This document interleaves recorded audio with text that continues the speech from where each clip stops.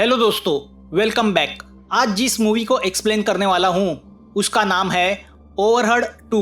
इसका पहले पार्ट से कुछ कनेक्शन नहीं है। हाँ, थीम शेयर मार्केट फ्रॉड पे ही है।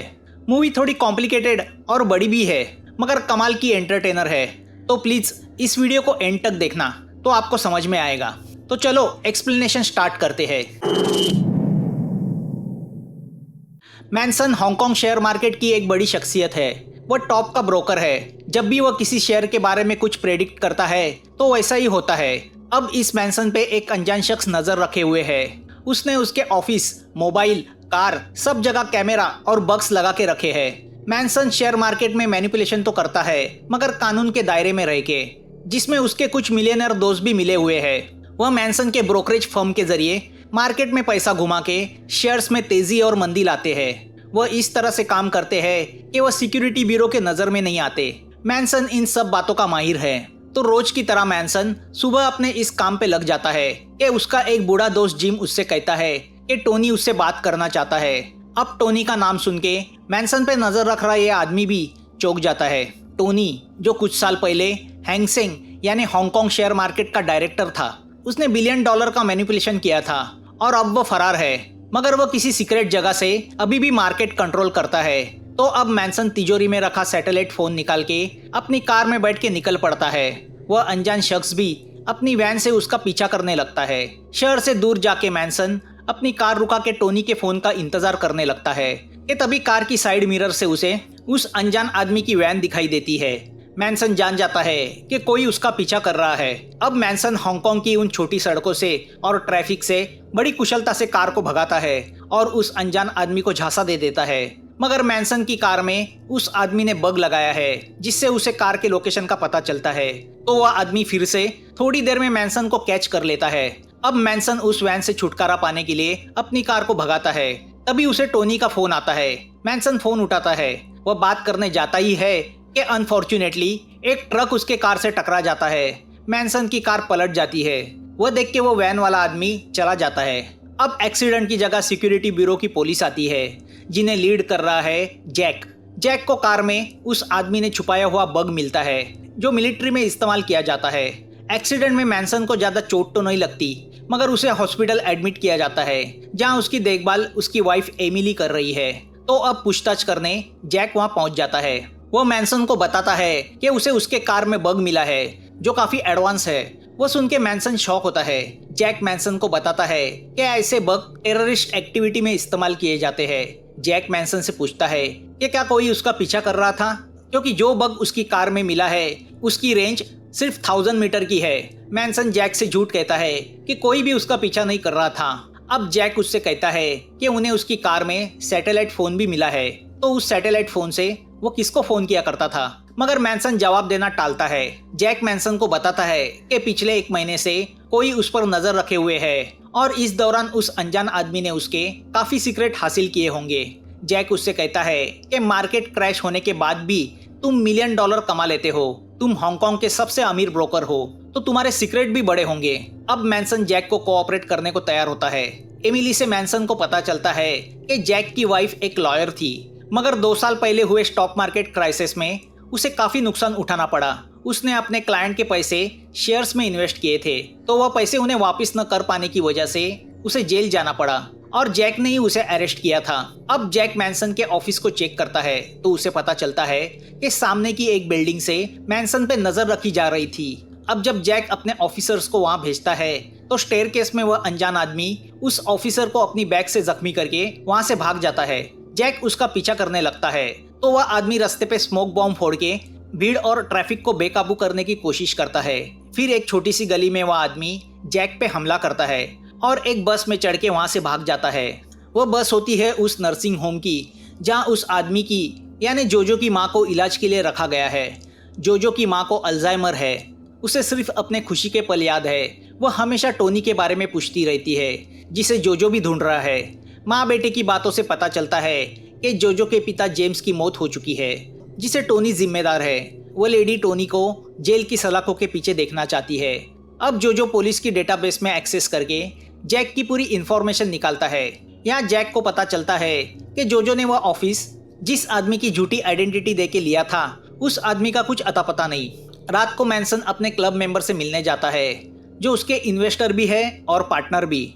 वह 4 लोग हैं, जिम, मैक, लैम और शेरविन। मैनसन उन्हें बताता है कि उसकी कार और ऑफिस में बग फिट किए गए थे, जिसके जरिए कोई अनजान आदमी उनकी पूरी बातचीत पिछले 1 महीने से सुन रहा था।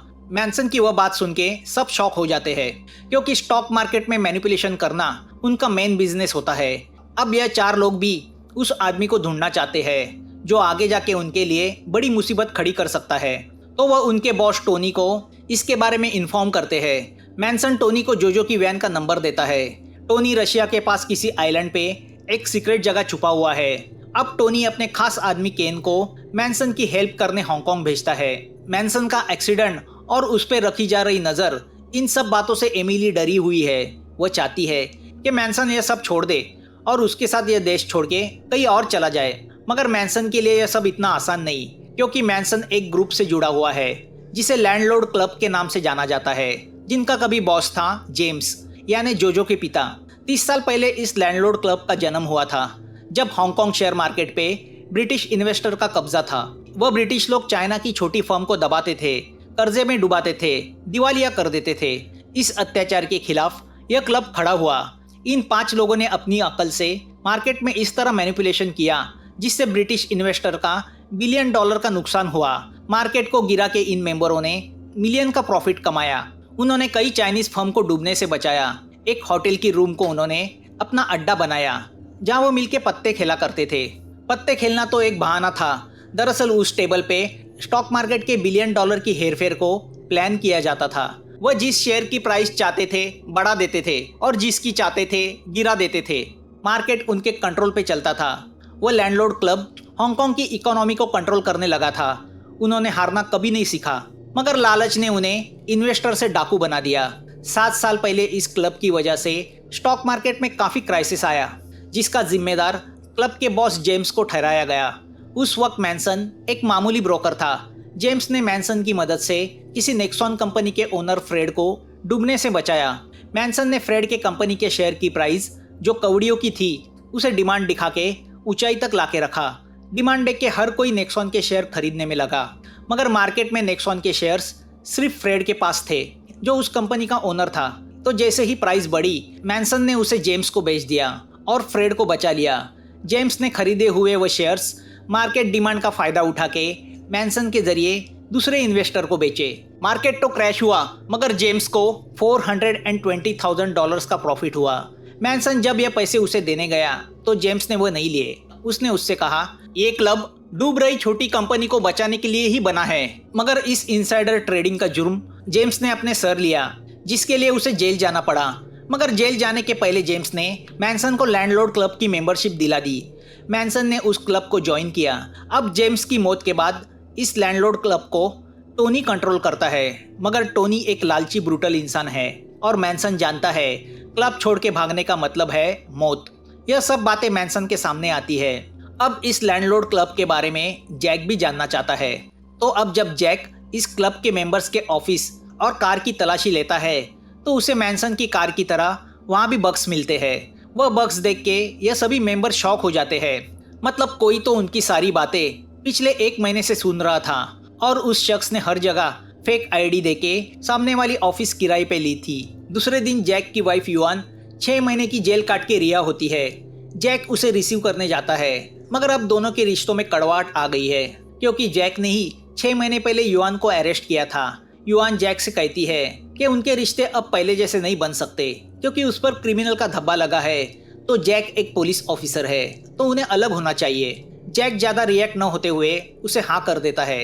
यहाँ जोजो मैनसन को एक पार्सल में मोबाइल भेजता है, जिस पर जोजो उसे एक वॉइस मैसेज भेजता है, जिसमें मैनसन की और लैंडलॉर्ड क्लब के मेंबर्स की बातचीत रिकॉर्ड की होती है कि कैसे वह शेयर मार्केट में मैनिपुलेशन करते हैं। जोजो मैनसन को फोन करके बताता है कि उसके पास ऐसी कई रिकॉर्डिंग्स और वीडियोस भी है, जो अगर करप्शन ब्यूरो और पुलिस के पास पहुंच गई तो वह जानते हैं क्या होगा। जोजो मैनसन से कहता है कि वह जल्द उसे फोन करेगा और बताएगा उसे क्या करना है। अब जोजो मैनसन के घर से निकल के अपनी बाइक से जाने लगता है, तो टोनी के गुंडे कार से उसकी बाइक का पीछा करते हैं। और उसे कुचल के मारने की कोशिश करते हैं। जो बड़ी कुशलता से उनसे बचते हुए भागता है, मगर एक मोड़ पे वो कार से उसे ठोक देते हैं। जो रास्ते के किनारे पे लटकने लगता है। नीचे खाई होती है कि तभी वहाँ पे जैक आता है और उसे बचा लेता है। ऊपर आते ही सबसे पहले तो जैक जो को 2 मुक्के मारता है और पुलिस स्टेशन फोन करता है, मगर जो जैक को गन पॉइंट पे रख के उसी की हथकड़ी से उसे बांध देता है। जैक उसे कहता है कि वो उसकी मदद कर सकता है। जो जैक से कहता है कि लैंडलॉर्ड क्लब को अरेस्ट करना उसके बस की बात नहीं। वो लोग मिडल ईस्ट और चेचन टेररिस्ट से फंड लेके उसे हांगकांग शेयर मार्केट में इन्वेस्ट करते हैं। जो जैक से कहता है कि तुम अच्छे हो, मगर उन लोगों का कुछ बिगाड़ने की ताकत तुम में नहीं है। अब जो जैक की कार लेके भाग जाता है। यह मैनसन को याद आता है कि जो जेम्स का लड़का है, जिसे उसने जेम्स की फ्यूनरल पे देखा था।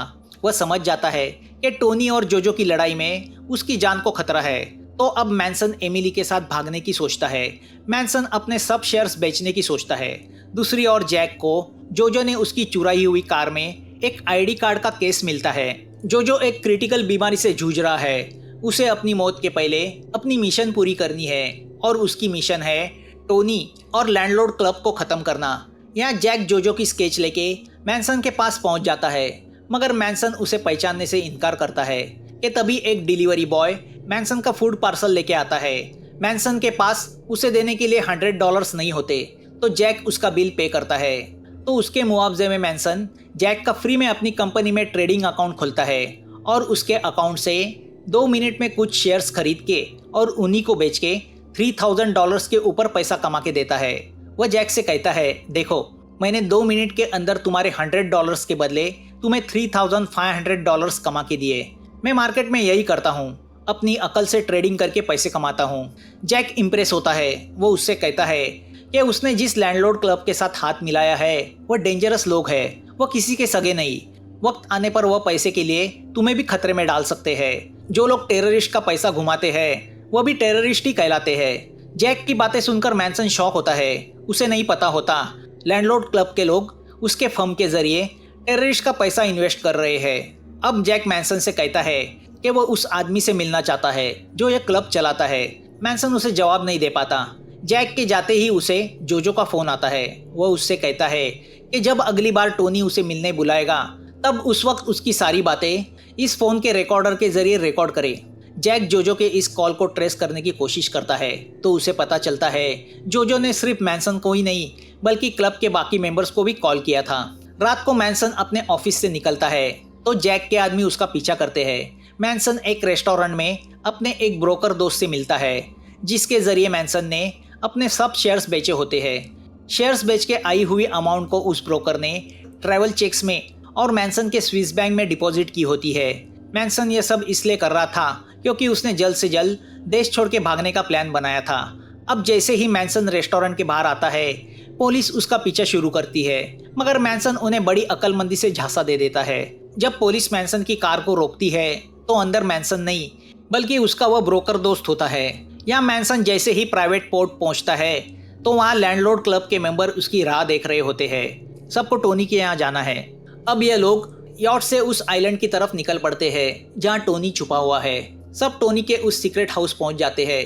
टोनी उन सब से कहता है कि उन पे जेम्स का बेटा जो नजर रख रहा है। टोनी सबको याद दिलाता है कि हम में यही तय हुआ था कि अगर कुछ गलत हुआ तो उसका दोष हम सब में जो सबसे बड़ा होगा वो अपने सर लेगा। इस हिसाब से 7 साल पहले हमारी वजह से शेयर मार्केट में जो क्राइसिस हुए उसका दोष जेम्स ने अपने सर लिया। जेल में उसकी मृत्यु हो गई। अब बताओ इसमें हमारी क्या गलती? मगर उसकी वाइफ और बेटा हमें उसका मर्डरर समझते हैं। टोनी उनसे कहता है कि अब हम सब में मैं सबसे बड़ा हूँ, मगर जेम्स की तरह मैं अकेला मुझ पे ब्लेम नहीं लूँगा। अगर मैं डूब गया तो सबको ले डूबूंगा। तभी टोनी की नज़र इन सब के मोबाइल फ़ोन पे जाती है जो एक जैसे है। उसे कुछ शक होता है। दरअसल वो मोबाइल उन सबको जो ने दिए होते हैं। अब जब वो मोबाइल खोले जाते हैं तो उनकी बैटरी के ऊपर जो का नंबर लिखा होता है। टोनी उस नंबर पे कॉल करता है जिसे जो रिसीव करता है। वो टोनी से कहता है कि वह अपने डैडी की मौत का कॉम्पनसेशन चाहता है, वह भी शेयर्स में। वह ट्रायो कंपनी के 50 मिलियन शेयर्स चाहता है जिसकी कीमत सिर्फ 40 सेंट पर शेयर है। इस हिसाब से 50 मिलियन के शेयर की कीमत होती है $20 मिलियन। टोनी जो को उस ट्रायो कंपनी के 50 मिलियन शेयर्स देने को तैयार होता है। जोजो उससे कहता है कि कल मार्केट बंद होने के पहले वो शेयर्स मैनसन की ब्रोकिंग कंपनी में मेरा अकाउंट खोल के उसमें डिपॉजिट कर देना। जैसे ही पूरे 50 मिलियंस के शेयर्स डिपॉजिट हो जाएंगे वो उन सबूतों को वापस करेगा जो उसने उनके खिलाफ जमा किए हैं। अब टोनी बाकी मेंबर्स से कहता है कि वह उस ट्रायो कंपनी के सब शेयर्स उस कंपनी के बोर्ड ऑफ डायरेक्टर से खरीदे और वह शेयर्स मैनसन की ब्रोकरेज फर्म में डिपॉजिट करे। टोनी मैनसन से कहता है कि कल उसे मार्केट से ट्रायो कंपनी के सब शेयर खरीद के जोजो की अकाउंट में ट्रांसफर करने का काम करना है। टोनी उससे कहता है कि कल सुबह वह चेचन टेररिस्ट का फंड उसके अकाउंट में डिपॉजिट करेगा जिससे वह ट्रेडिंग करके शेयर खरीद सके।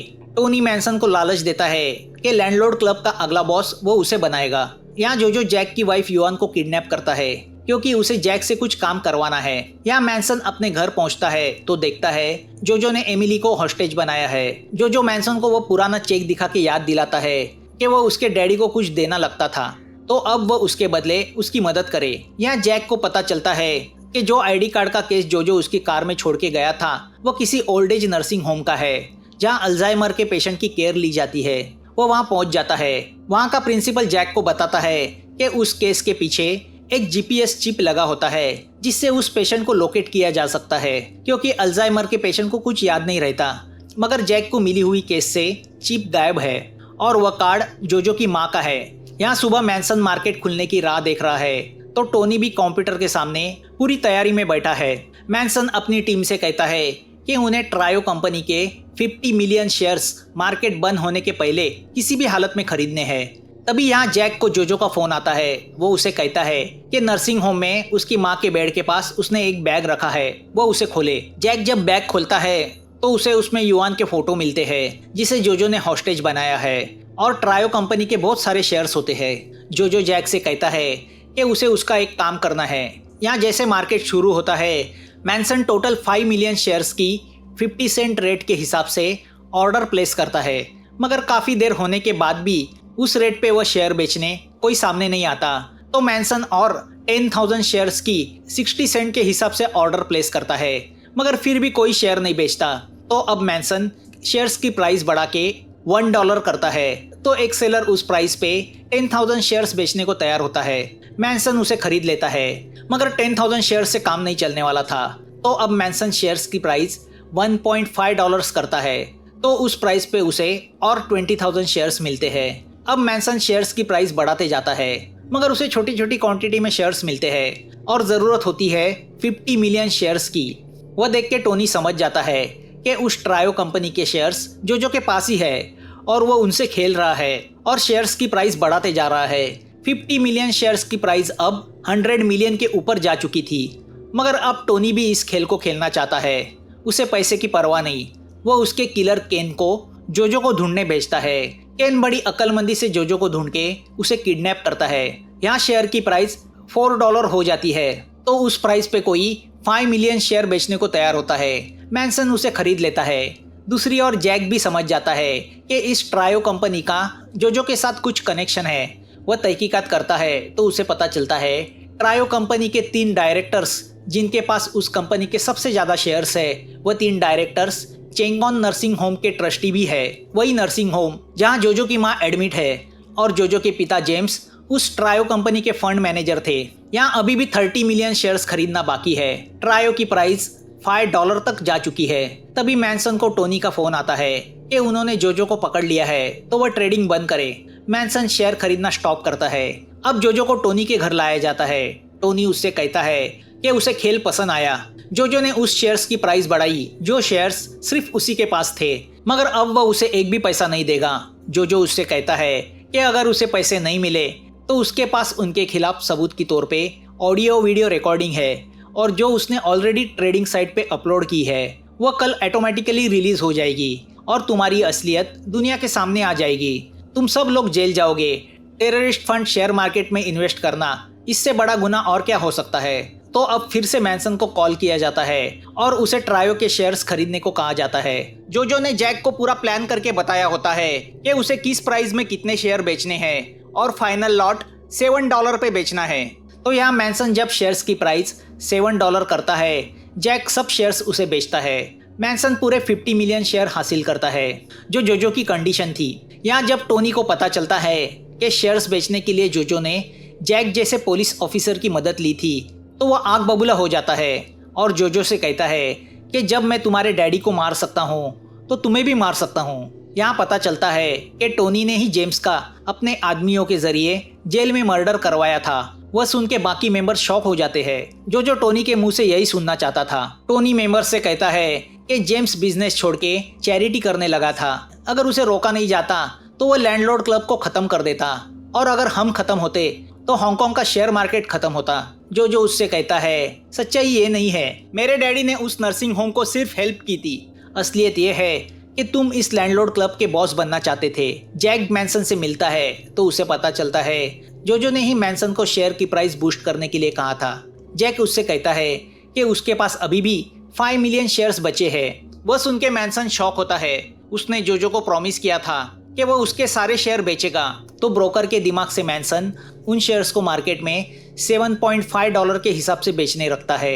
मगर जब जैक बेचने के लिए उसे मना करता है तो मैनसन उन्हीं शेयर्स को फिर से खरीदता है। इस चीज को मार्केट मैनिपुलेशन कहते हैं। खुद ही डिमांड क्रिएट करो और खुद ही खरीदो, जो एक क्राइम है।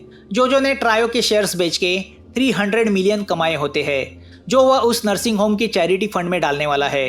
अब पैसे आते ही जो उनसे कहता है कि उसने कोई वीडियो अपलोड किए ही नहीं, वो तो सिर्फ डरा रहा था। वो टोनी से कहता है कि उसने वो रिकॉर्डिंग सेफ जगह रखी है, जब और पैसे की जरूरत होगी तो वो टोनी को कॉल करेगा। ब्लैकमेलिंग की बात सुन के गुस्से से टोनी जो को शूट कर देता है। यहाँ जैक अपनी वाइफ को छुड़ाता है। दरअसल जो ने उसे जैक के घर में ही बंद किया था। युआन जैक को एक फोन देती है जो ने उसे देने को कहा था, जिसके जरिए उस जीपीएस चिप को ट्रैक किया जा सकता है जो ने अपने शरीर के अंदर छुपाई है। जैक उसे ट्रैक करते हुए उस जगह पहुंच जाता है जहां टोनी के आदमी जो की लाश को दफन कर रहे होते हैं। उन्हें अरेस्ट किया जाता है। अब जो के शरीर से चिप निकाली जाती है तो उसके अंदर टोनी की वह सब बातें रिकॉर्डेड होती है जो उसने जो के साथ की थी। टोनी को अरेस्ट किया जाता है। मैनिपुलेशन की वजह से मैनसन को 6 महीने की सजा होती है। 6 महीने बाद जेल से बाहर आने के बाद मैनसन नर्सिंग होम के प्रिंसिपल से मिलता है और उससे कहता है कि वह उनके नर्सिंग होम का फंड मैनेजर बनना चाहता है। प्रिंसिपल उससे कहता है कि नर्सिंग होम की एक्सपेंशन के लिए उन्हें 50 मिलियन की ज़रूरत है। मैनसन उससे कहता है वह यह अमाउंट अरेंज करा सकता है। यहाँ जैक भी जो के मरने के बाद उसकी माँ की देखभाल में लग जाता है। जैक मैनसन से कहता है कि लैंडलॉर्ड क्लब बंद हो चुका है।